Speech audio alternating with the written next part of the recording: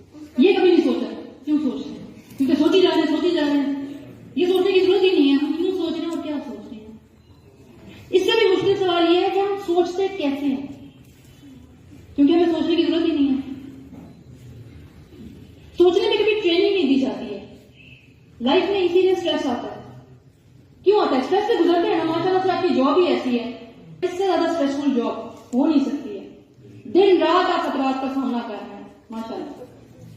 इससे ज्यादा stressful job आप कौन सी हो सकती है? लेकिन आप स्ट्रेस लेते हैं, वाई? बिकॉज माइंड स्ट्रेस ले रहा है। माइंड स्ट्रेस कैसे ले रहा है? निकलना चाहते हैं स्ट्रेस से? कब निकलना चाहते हैं? उसके लिए समझना पड़ेगा कि स्ट्रेस होता कैसे है। इससे भी ज्यादा इंपॉर्टेंट है कि हम सोचते कैसे हैं। सोच की वजह से आती है ना स्ट्रेस।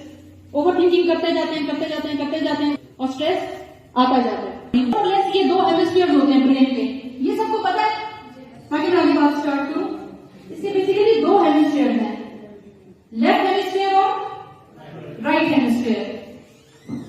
हमारा जो लेफ्ट हेमिस्फीयर होता है, मैं आपको बता रही हूं आप सोचते कैसे हैं और किस वजह से आपको स्ट्रेस होना स्टार्ट हो जाता है। क्योंकि हमें ये तो पता है कि हमें सोचना है, क्योंकि सोच भी हम सोचे बगैर नहीं, लेकिन सोचना कैसे है ये कहीं ना सिखाया जाता है ना पढ़ाया जाता है।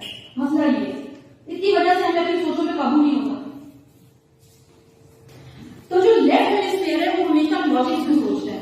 जितने भी साइंटिस्ट हैं, जितने भी एनालिस्ट हैं या जितने भी मैथमेटिशियंस हैं, वो हमेशा अपना left side of the brain वो ज्यादा यूज करते हैं, जो भी लॉजिकली सोचते होते हैं।